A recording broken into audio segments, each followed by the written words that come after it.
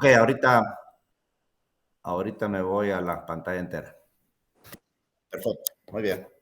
Madre pura, esta es una experiencia total.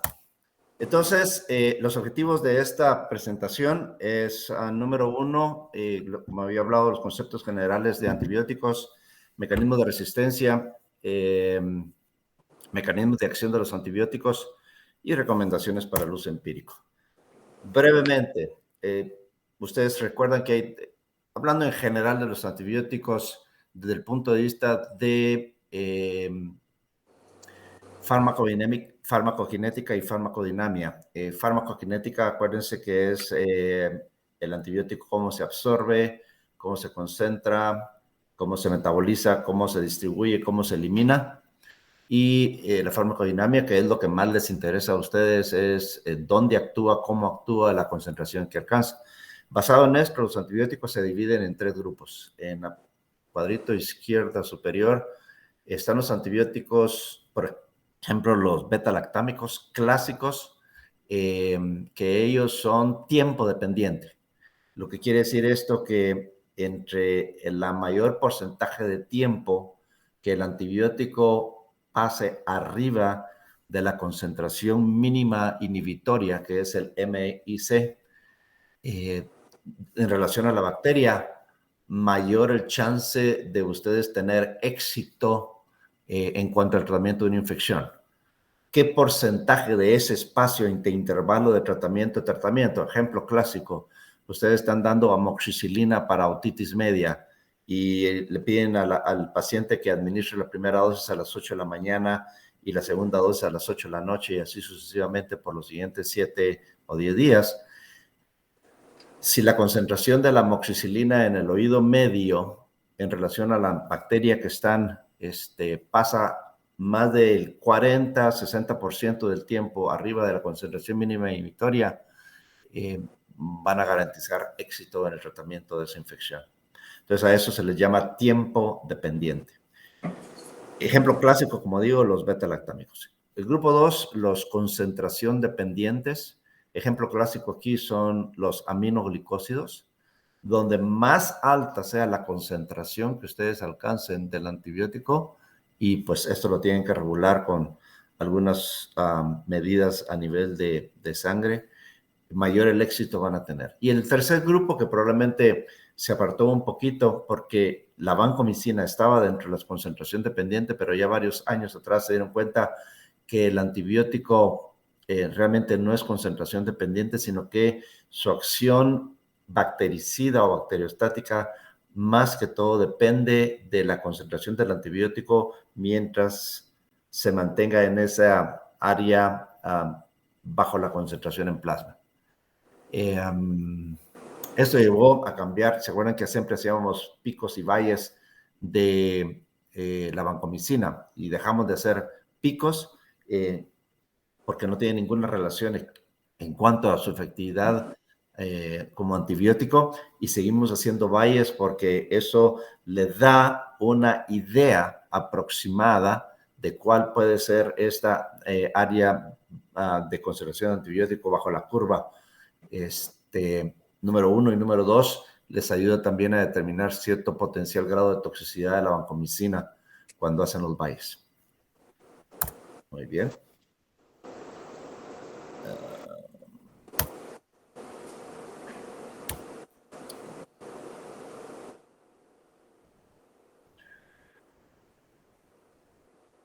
¿Cómo actúan los antibióticos? En general, hay varias áreas, específicamente estructuras de la bacteria donde los antibióticos pueden funcionar. Recuerden, los beta-lactámicos, como antibiótico clásico, interfiere básicamente con la formación de la pared bacteriana. Y en este grupo también están, porque, por ejemplo, los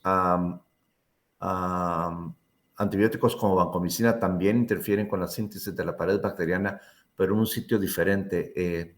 Las penicilinas en la transpeptidación de los péptidos, la vancomicina interfiere en la unión de los azúcares, el ácido N-acetilmurámico y N-acetilglucosamina.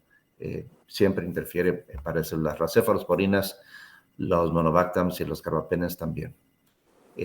Los que interfieren a nivel de la DNA girasa, que altera el DNA de la bacteria, las quinolonias, el ejemplo clásico. A nivel de síntesis proteica, tenemos, depende de dónde actúen, 50S, eritromicina y clindamicina, los macrólidos, ejemplo clásico, en el 50S, en el 30S, las tetraciclinas, conjuntamente con los aminoglicósidos.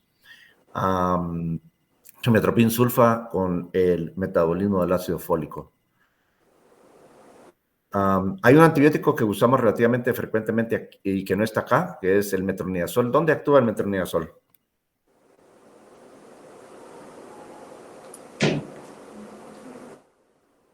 En el DNA, ¿verdad? Sí. También el metronidazol altera específicamente la formación de DNA.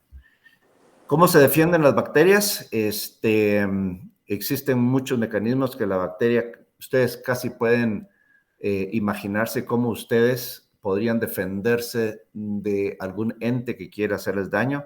La bacteria ya desarrollaron ese mecanismo y probablemente de forma muy sofisticada, porque no es algo nuevo, lo vienen haciendo desde hace muchísimos años. Inactivación enzimática, producción de beta-lactamasas, por ejemplo. Alteración de los sitios donde el antibiótico se fija, por ejemplo, alteración de las proteínas fijadoras de penicilina, en el caso del neumococo. Bomba de flujo, dejan que el antibiótico penetre a la célula y luego lo empujan para afuera. Alteración en la permeabilidad, cambiando las porinas en muchos de los gram negativos. Alteración de muchos de los mecanismos enzimáticos que usualmente el antibiótico llegaba a alterar. Entonces la bacteria lo que dice, bueno, si estás alterando este tipo de mecanismo enzimático que utilizo para cierta función, lo voy a alterar para que ya no sea esencial para mí. Entonces el antibiótico sigue alterando el mecanismo enzimático de la bacteria, pero ya no interfiere en el crecimiento. Y sobreproducción de sitios donde el antibiótico usualmente tiene que llegar, y entonces va a depender de mucho de qué tanto penetra el antibiótico para lograr copar todos esos sitios donde tiene que actuar, y a veces no es suficiente la concentración de antibiótico y abundan los sitios, entonces la bacteria sigue viva. La resistencia puede ser intrínseca o puede ser inducida. Y puede ser mediada cromosómicamente, o sea que la bacteria ya nace con esa información genética, o puede ser pasada a través de, si es de célula a célula, a través de plásmidos, la información entre diferentes tipos de células afines. Por ejemplo, hay antibióticos que ustedes no van a usar empíricamente en ciertas bacterias porque ustedes dicen, no, esta bacteria es intrínsecamente resistente al antibiótico. Por ejemplo, en el caso de enterococo, no van a usar cefalosporinas de entrada, o aminoglicósidos solos, o macrólidos, porque ustedes saben que van a ser resistentes esos enterococos. Para la E. coli nunca van a usar acitromicina o claritromicina como tratamiento, porque ya saben que intrínsecamente la bacteria es resistente. Para pseudomonas, por ejemplo, no usen sulfas, ni usen cefalosporinas de primera ni segunda generación, ni usen ampicilina. O sea que estos ya son datos que pues, ustedes ya conocen y que, insisto, nunca van a utilizar de primera línea empíricamente porque saben que la bacteria no va a responder a este tratamiento. Cuando aislamos Staphylococcus aureus en general, yo no sé cuáles sean los porcentajes de Staphylococcus aureus resistencia a meticilina en el Hospital Roosevelt o en general en la ciudad de Guatemala o en el país de Guatemala actualmente. Pero pues es bastante frecuente aislarlo en infecciones de piel y tejidos blandos, en artritis sépticas o osteomelitis, como ustedes saben, es la gente más importante, más frecuente. Lo que siempre hacemos acá en todo Staphylococcus aureus que aislamos es la prueba D, que le dicen comúnmente, que para demostrar que, porque muchas personas todavía utilizan clindamicina empíricamente. Pues clindamicina no es un mal antibiótico para tratar estafilococo meticilino sensible y meticilina resistente, empíricamente, insisto. Pero, por ejemplo, donde yo, en el hospital que yo voy, el 50% de los estafilococos aureus meticilinos resistentes son resistentes a la clindamicina. Entonces, inicialmente por concentración mínima inhibitoria probablemente parezca sensible a la clindamicina, pero cuando lo hacen la prueba ponen dos discos, esencialmente solo el disco de eritromicina que tiene 15 microgramos y el de clindamicina que tiene 2. Y como pueden ver ustedes, a su lado izquierdo, el estafilococo pasó encima de la eritromicina. El halo que tiene es demasiado pequeño. Y la clindamicina, que tenía un halo relativamente grande, que daba la impresión de que fuera muy buen antibiótico, comienza a achatarse del lado de la eritromicina. Entonces forma como una D. Y eso es, le está dando a ustedes la información de que ese estafilococo, que es resistente a meticilina, tiene resistencia inducible hacia la clindamicina. Entonces, probablemente funciona bien en el primero o segundo día y luego el paciente comienza nuevamente a tener los síntomas o la sintomatología que tenía originalmente porque la clindamicina deja de funcionar. Esta diapositiva es muy, muy concentrada, pero probablemente si ustedes siguen todos estos lineamientos, su tratamiento antibiótico siempre va a estar correcto. ¿Qué están tratando? Están tratando una otitis media, una faringoamigdalitis, una erisipela, están tratando una artritis séptica. Ese es importante porque eso va a determinar nuevamente el antibiótico que ustedes eligen empíricamente, las dosis de los intervalos para ese antibiótico. ¿Tiene el niño un mecanismo de defensa normal? Es importante saber. ¿Cuál es la edad del niño? Ustedes saben, por ejemplo, ejemplos clásicos. Meningitis, por ejemplo, en el primer mes de vida, ¿cuáles son los agentes infecciosos empíricamente que más frecuente y epidemiológicamente que más frecuentemente causan meningitis en menores de un mes? ¿Cuáles son los agentes infecciosos que causan meningitis más frecuentemente de 1 a 3 meses? O de 3 meses a 3 años, o de 3 años a 5 años. Basado en esto, ustedes pueden elegir el antibiótico y tratando de predecir el patógeno que está afectando ese particular grupo etario de niño. ¿Qué especímenes ustedes obtuvieron? Hicieron un cultivo de sangre, hicieron un cultivo de orina, tomaron una muestra, un cultivo de la piel, o cuando llegó el ortopedista a ver la rodilla infectada, aspiró la rodilla, o ustedes mismos, no sé cuál sea la conducta, pero en fin, ¿qué antibiótico se considera que tiene una mejor actividad contra la bacteria que ustedes han considerado? ¿Hay algún aspecto específico en cuanto a la farmacokinética o farmacodinámica del antibiótico que ustedes han seleccionado en relación al sitio específico de infección? Y luego hay muchas de las infecciones que ustedes realmente no necesitan un antibiótico que sea 100% efectivo. Hay veces que con que el antibiótico sea un 75% o un 50%, ustedes todavía van a tener éxito. Ejemplos, si ustedes están tratando una meningitis bacteriana, necesitan que el antibiótico sea 100% efectivo. Pero si están tratando impétigo, aunque sea 75% efectivo el antibiótico en estudios clínicos, van a tener éxito también. Cuando ustedes han elegido al inicio un tratamiento empírico, pero cuando ya están con el aislamiento y ya tienen que hacer un cambio de antibiótico, ustedes tienen que definir dentro de la lista de opciones cuál va a ser el mejor. ¿Basado en qué? Basado en si lo tienen accesible o no, los potenciales efectos adversos que pueda tener el antibiótico y el paciente que ustedes están tratando. Si ese antibiótico que ustedes originalmente utilizaron por vía endovenosa tiene algún similar o el mismo que pueda ser convertido por vía oral, etcétera, etcétera. Y consideraciones muy particulares del paciente y el antibiótico, si el paciente es alérgico al antibiótico y si el paciente es alérgico al antibiótico, lo tienen que poner ustedes, y ustedes dicen, no, este es el único antibiótico que puedo tratar esta infección efectivamente. Ejemplo clásico, por ejemplo, paciente con sífilis, un adolescente o adolescente que esté infectado con sífilis, pero es alérgica o alérgico a la penicilina, lo ponen ustedes donde el área donde lo tengan que poner. Usualmente nosotros los ponemos en la unidad de cuidados intensivos. Hacemos la desensibilización dependiendo del esquema que ustedes utilizan. Lo desensibilizan, le dan su dosis de penicilina, porque saben que es el antibiótico único y específico para el tratamiento de sífilis. Considerar cuando están administrando antibióticos las potenciales interacciones que tengan con otros medicamentos y que puedan o elevar mucho la concentración del antibiótico y causar toxicidad, o acelerar el metabolismo y destrucción del antibiótico y hacerlo inefectivo ante la infección. ¿Y cómo le van a administrar el antibiótico? Endovenoso, intramuscular, vía oral, el costo y los potenciales efectos adversos que puedan tener el antibiótico a largo plazo. Muy bien, otitis media. Número 1 es definir si ustedes lo van a tratar o no van a tratar.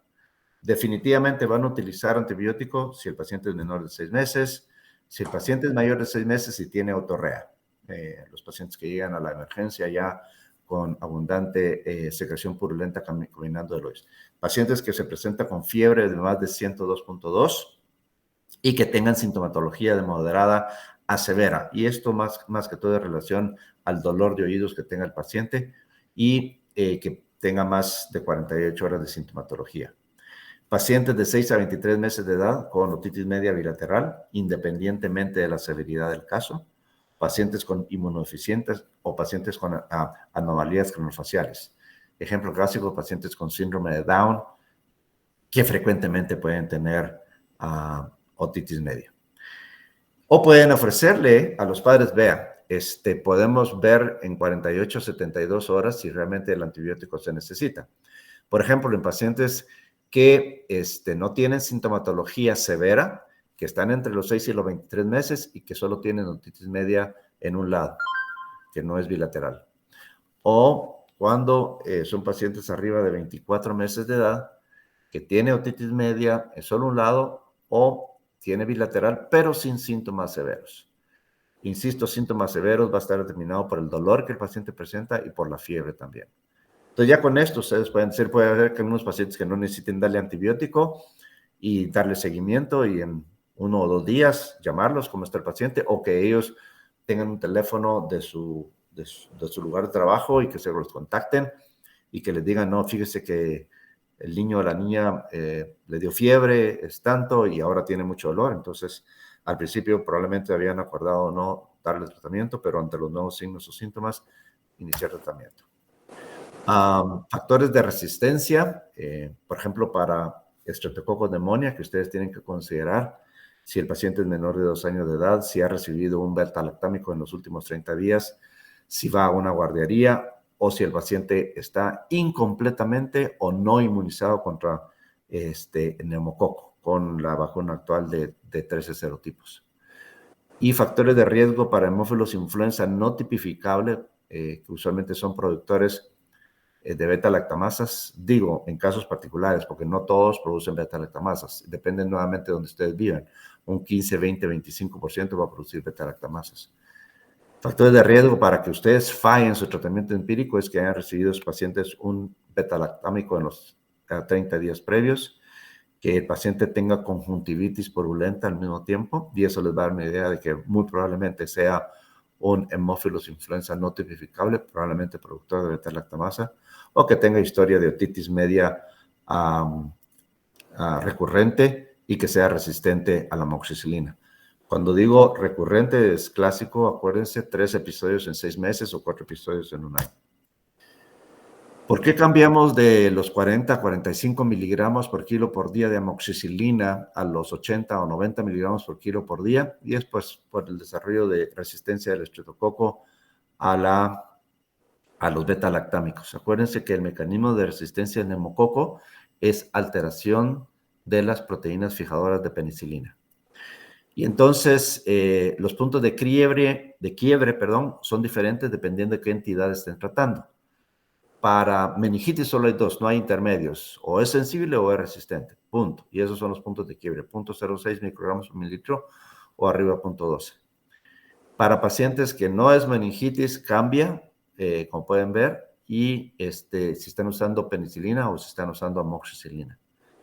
En el caso que estamos hablando de, por ejemplo, de otitis media, y el cambio de 40 a 80 miligramos por kilo por día, fue que eso nos permite incluir estas dos zonas en azul, el estreptococo pneumonia susceptible e intermedio.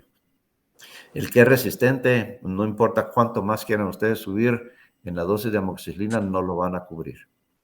Entonces, esta es la razón por la cual no duplicamos la dosis de amoxicilina. ¿Cuánto lo damos en tiempo?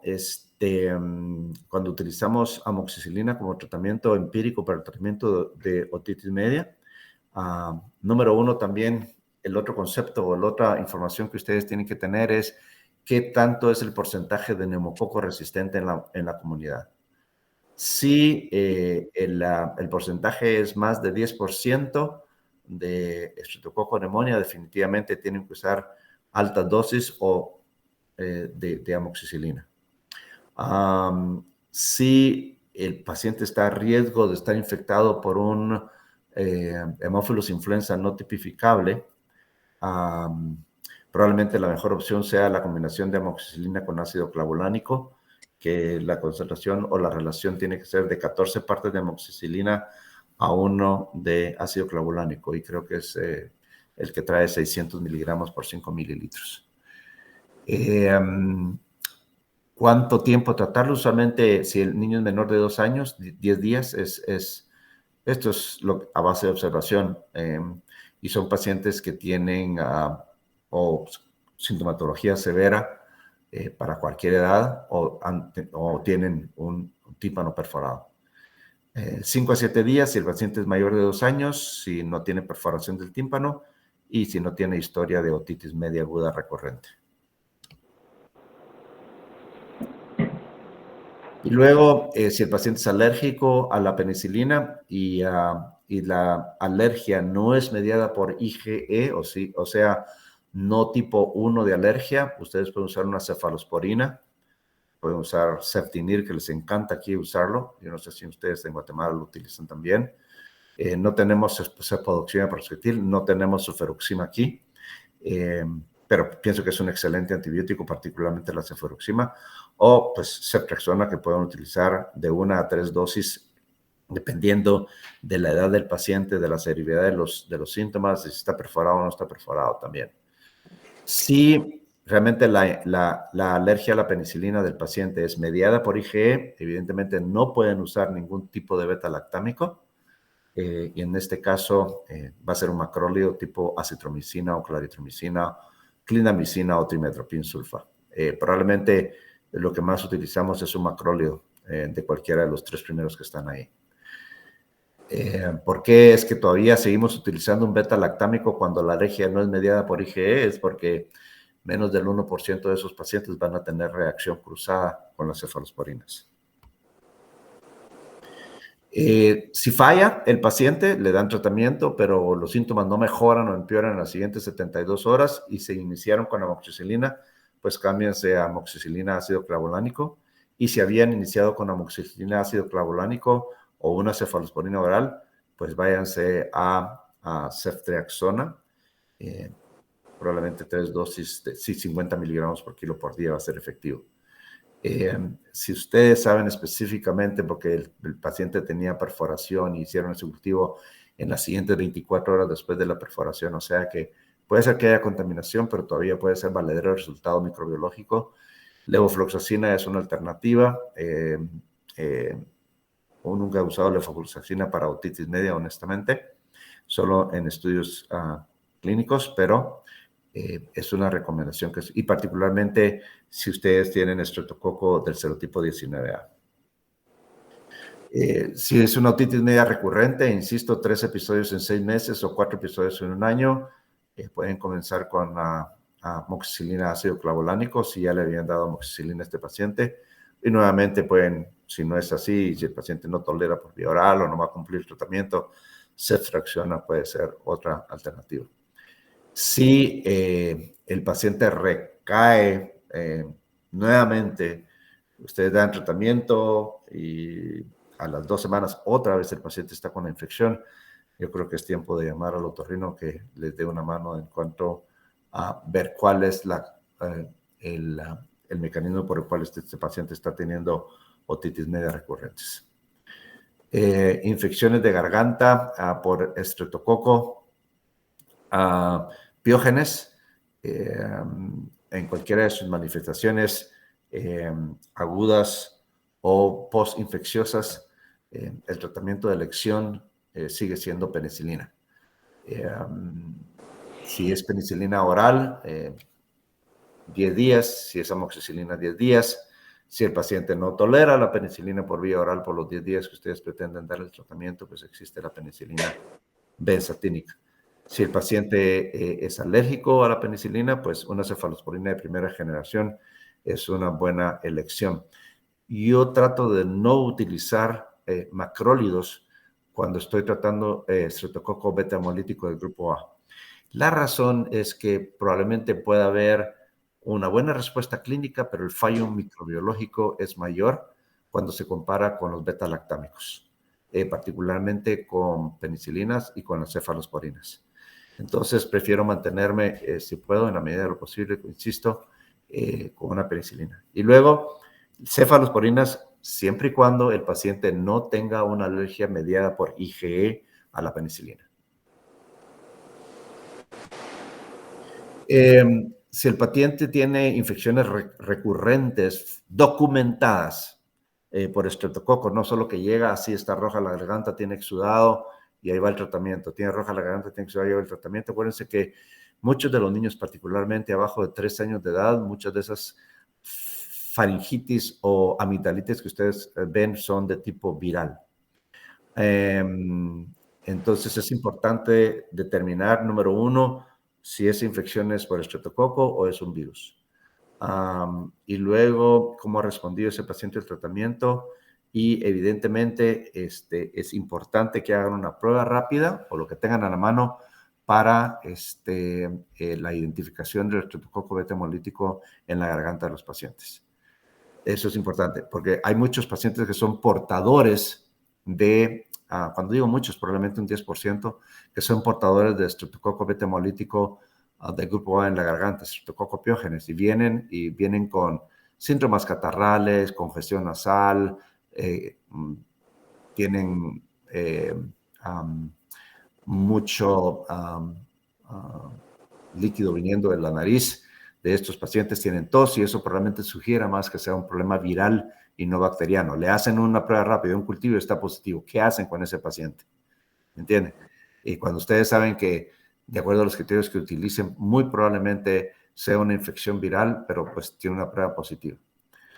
Y luego hay pacientes que definitivamente tienen una infección y que es una muy buena indicación de erradicar el estado de portador. Por ejemplo, cuando hay un brote de pacientes en una comunidad pequeña de fiebre reumática o de glomerulitis postestreptocócica, cuando hay un brote de faringitis secundaria, estreptococo piógenes, insisto, en una comunidad cerrada o semicerrada, hay historia familiar, si hay un niño que tenga estreptococo piógenes en la garganta y el hermano padece de fiebre reumática, es importantísimo eliminar el estado portador de ese hermano.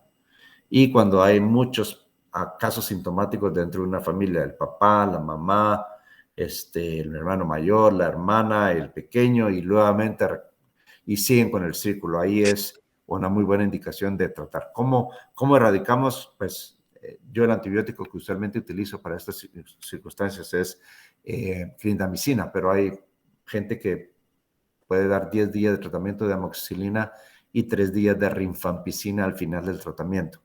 Insisto, lo que me ha funcionado a mí más es el uso de clindamicina para lograr este objetivo. Para sinusitis bacteriana, Depende de la severidad del caso. Usualmente comenzamos con una combinación de amoxicilina y ácido clavulánico. La razón de esto es porque, acuérdense que de los agentes que más frecuentemente ustedes encuentran es Streptococcus pneumonia, Haemophilus influenza no tipificable y Moraxella catarrhalis, y ahí pueden encontrar depende de la edad del paciente y depende de la agudeza de la enfermedad. Streptococcus, cuando digo Streptococcus, de toda la gama de Streptococcus, de los pacientes que nosotros vemos aquí, adolescentes con sinusitis complicadas, por ejemplo, con estos tumores, los Puffy Potts tumors de los senos frontales en adolescentes, y usualmente complicados con meningitis o abscesos subdurales. En estos pacientes, de los organismos que más frecuentemente aislamos es Streptococcus anginoso, que es sumamente sensible a la penicilina, pero acuérdense que en estos pacientes complicados usualmente ustedes cubren empíricamente no solo el estreptococo, sino que tienen que cubrir productores de beta-lactamases, tienen que cubrir anaerobios también, y eso ya es otra situación. Pero en el caso de sinusitis de consulta externa de leve a moderado que ustedes diagnosticaron, acuérdense que ese es un diagnóstico clínico, no necesitan una tomografía para hacer diagnóstico de una sinusitis aguda. Cuando ustedes piensen que el caso está complicado, que tiene una sinusitis con una celulitis preseptal, con una celulitis orbitaria, con una complicación, ahí es una buena indicación de hacer una tomografía, pero usualmente mandamos hacer tomografías innecesariamente en pacientes que sospechamos sinusitis. El diagnóstico es clínico. Si, si el caso también es severo y nuevamente es un paciente ambulatorio, amoxicilina clavulánico sigue siendo a alta dosis una buena alternativa en cuanto al antibiótico. Si el paciente requiere hospitalización por una sinusitis, de los casos que mencioné, usualmente comenzamos, dependiendo de la severidad del cuadro, comenzamos con ampicilina y sulbactam en combinación, o ceftriaxona, o podemos usar una quinolona, pero usualmente estos son los 3 antibióticos que utilizamos. En el caso que mencioné específicamente, un paciente con una sinusitis, que puede ser subaguda o crónica, complicada, con algún problema intracraneal, usualmente estos pacientes los comenzamos con ampicilina, sulbactam más vancomicina, o usamos ceftriaxone con vancomicina y metronidazol, para hacer una cobertura empírica a todos los posibles agentes que están causando este tipo de infección.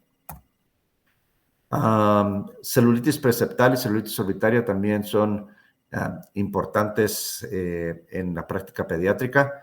No me voy a tener mucho aquí en los aspectos anatómicos. Una de las cuestiones que ustedes tienen que saber es cómo diferenciar entre lo que es una celulitis preseptal y una celulitis orbitaria. Y probablemente hasta pregunta de exámenes dentro de todos estos parámetros que ambas condiciones los pueden presentar. Por ejemplo, inflamación del párpado. Las dos condiciones lo tienen con eritema. Que tenga dolor en el ojo, que ya sí me duele el ojo. Puede estar presente en la celulitis preseptal y definitivamente presente en la orbitaria orbitaria. Pero cuando tengan dolor al movimiento del ojo, eso solo lo ven en la celulitis orbitaria, no lo ven en la celulitis preseptal. Proptosis solo lo ven en la celulitis orbitaria, pero no siempre está presente. Si está presente, pues les ayuda muchísimo, pero si es muy temprano en la presentación del cuadro, probablemente la proptosis no está presente. Oftalmoplegia o diplopia puede estar presente en la celulitis orbitaria. Alteración de la visión puede estar presente en la celulitis orbitaria. Quemosis usualmente está presente en la celulitis orbitaria. Fiebre puede estar presente en ambos y leucocitosis puede estar presente en ambos. Entonces, el signo de todos estos que mencioné, el signo que va a diferenciar básico entre los dos es movimiento ocular. Si hay dolor para el movimiento ocular o no puede mover el ojo definitivamente el paciente, lo más probable es que tenga una celulitis orbitaria. Para el tratamiento empírico de la celulitis preseptal, o periorbitaria, como quieran llamarle. Amoxicilina con ácido clavulánico es una buena opción en consulta externa, o una cefalosporina de segunda o tercera generación por vía oral. Si el paciente tiene una lesión traumática, si tiene un raspón, un rayón, se cayó y se raspó, etcétera, consideren estafilococo y estafilococo resistente, clindamicina o trimethoprim sulfa puede ser una buena opción. Doxiciclina solo si el paciente es mayor de 8 años de edad. Ahora, si lo van a hospitalizar, ceftriaxona probablemente sea una buena elección para el paciente, y dependiente de la severidad también, pueden utilizar, y si sospechan que puede haber estafilococo involucrado, clindamicina o vancomicina asociada a la ceftriaxona o a la ampicilina sulbactam. Celulitis orbitaria, tratamiento empírico, nuevamente, vancomicina. ¿Por qué vancomicina? Porque ustedes están tratando de usar el mejor antibiótico para Streptococcus pneumoniae, y particularmente el Streptococcus pneumoniae que sea resistente a la penicilina. Vancomicina en ese caso es una buena opción. Ceftriaxona pues les ayuda a cubrir al Haemophilus influenza no tipificable, y también es un buen antibiótico para el Streptococcus pneumoniae resistente a penicilina. Y pueden sustituir la ceftriaxona por ampicilina sulbactam si no sospechan tanto un estreptococo neumonía resistente. De todos modos tienen la vancomicina, y si sospechan que potencialmente puede haber algún anaerobio, ampicilina sulbactam es una buena alternativa, o también para la cobertura empírica del Haemophilus influenza no tipificable, que la vancomicina no les va a ayudar. Pueden considerar metronidazol si piensan que hay un anaerobio involucrado, y particularmente si piensan que viene la infección de los senos paranasales en un paciente que ha tenido historia recurrente de sinusitis, o que tenga una sinusitis crónica, o que la infección venga de los dientes del paciente. Hay que considerar anaerobios, y entonces ahí es una buena indicación de agregar metronidazol. Si el paciente es alérgico a la penicilina, pues una quinolona puede sustituir al beta-lactamida que ustedes estén utilizando. Si es por vía oral, si realmente es una celulitis orbitaria, que usualmente los ponemos en el hospital, amoxicilina, ácido clavulánico, o probablemente como seguimiento después de que han iniciado un tratamiento por vía endovenosa, para terminar el número de días que ustedes consideren sea necesario para el tratamiento de una celulitis orbitaria. Neumonías, y estoy hablando de neumonías no complicadas. Como puede ser neumonías. Cuando digo no complicadas, el paciente que no tiene en el cuadro inicial un derrame alveolar, que no tiene empiema, que no tiene absceso pulmonar. Y nuevamente, identificando cuál es el agente infeccioso más frecuente. Saben que pues, en los recién nacidos, estreptococo beta hemolítico del grupo B, Streptococcus agalactiae es probablemente de los más importantes, pero no pueden dejar de considerar los gram negativos y algunos virus también. Pero a partir del primer mes de vida hasta los 5 años de vida, los virus son los agentes más frecuentemente implicados en neumonías en niños. Y si tienen la facilidad de hacer PCRs del tracto respiratorio superior conjuntamente con sus hallazgos, número 1, hallazgos clínicos, la ayuda del laboratorio del PCR de la nariz o de vía respiratoria superior, y luego los rayos X que les pueden indicar, no, esta es una neumonía viral y tengo una PCR positiva para rinovirus, para virus sincitial respiratorio, o para influenza 3, SARS o lo que tengan, así va a ser el diagnóstico. Bueno, insisto, a veces utilizamos demasiado antibiótico de neumonías virales en niños. Después de los 5 años hay que considerar micoplasma y clamidia conjuntamente con Streptococcus pneumoniae, y eso va a determinar el tipo de antibiótico.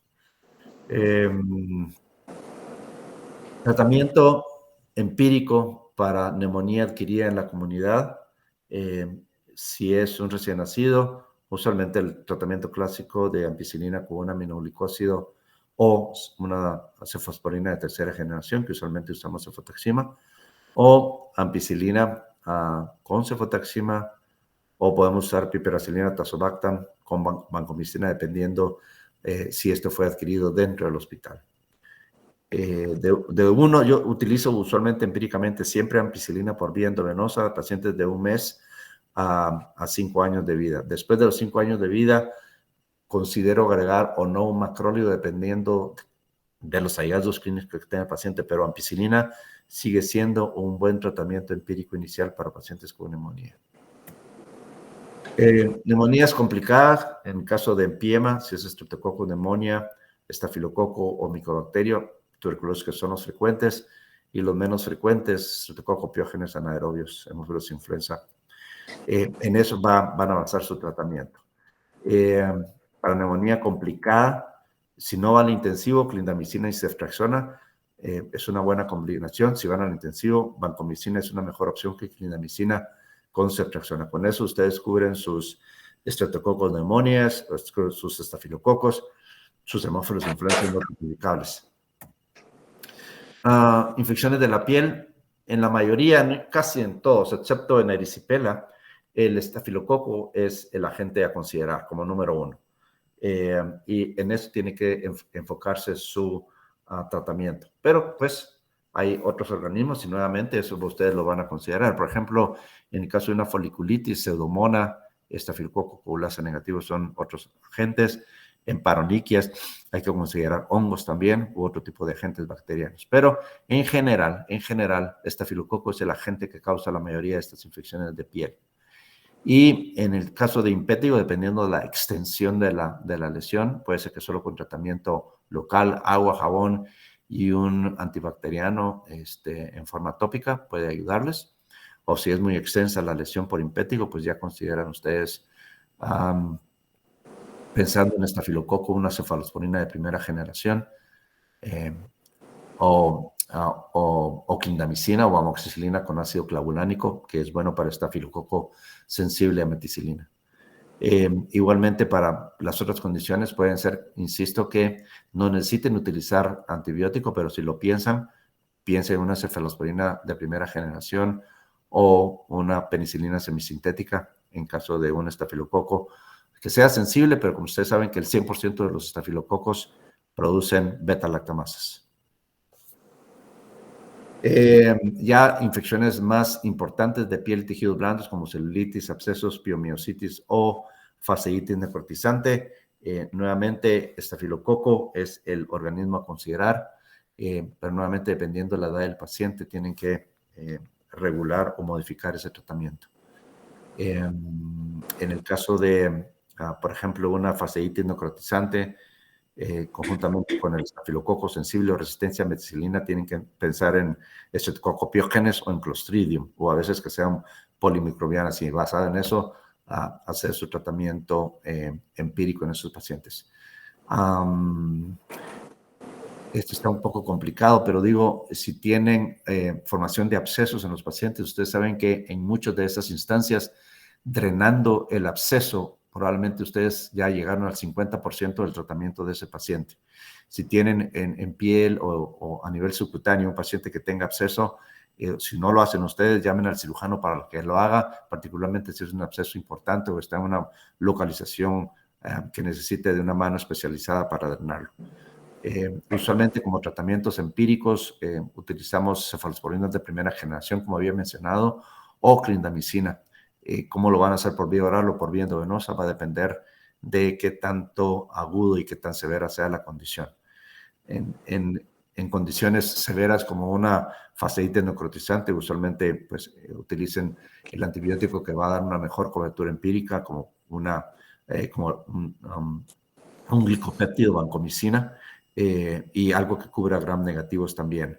Pueden utilizar una cefalosporina de tercera generación o una cefalosporina que tenga cobertura contra agentes que tengan producción de beta-lactamasas de espectro extendido, donde pues desafortunadamente la cefalosporina de tercera generación no van a funcionar. Infecciones urinarias, nuevamente depende de dónde estén y los aislamientos y el grado de resistencia. Ampicilina nunca utilizamos por vía parenteral porque pues, todos los E. coli que aislamos, el 60-80% son resistentes a ampicilina. Aminoglicósidos no utilizamos como tratamiento empírico inicial porque hay que hacer medición de picos y valles. Usualmente lo que usamos acá por tratamiento empírico para infecciones de tracto urinario que no sean cistitis. Cuando son pielonefritis, el paciente está febril, vomitando, deshidratado, usamos una cefalosporina de tercera generación, la cual es ceftriaxona usualmente. Y luego cuando tenemos el resultado del cultivo de la orina, usualmente nos vamos por una cefalosporina de primera generación, que usualmente son sensibles a los E. coli que aislamos. Si es por vía oral, porque el paciente pues, puede ir, se mira bien, está hidratado, y nuevamente tratamiento empírico, probablemente un buen antibiótico sea una cefalosporina de primera generación, esperando el resultado del cultivo de la orina, siempre con la condición de que el paciente no se empeore y que tengan que ponerle en el hospital. Meningitis, tratamiento, estos son los agentes, ya más o menos los habíamos platicado. Si es menor de 2 meses, consideren sus bacterias más frecuentemente aisladas, gram negativos o estreptococo beta hemolítico del grupo B. Para pacientes arriba de 2 meses, pues Neisseria meningitis, estreptococo, neumonía, hemófilos, influenza B, todo dependía. Arriba de 6 meses, meningococo, los 3 clásicos, estreptococo, neumonía o hemófilos influenza. Y en base a eso, su tratamiento. Si es menor de 2 meses, ampicilina y cefotaxima es una buena combinación. Si es mayor de 2 meses, pueden comenzar con monoterapia utilizando cefotaxima únicamente, o pueden asociar vancomicina como tratamiento empírico para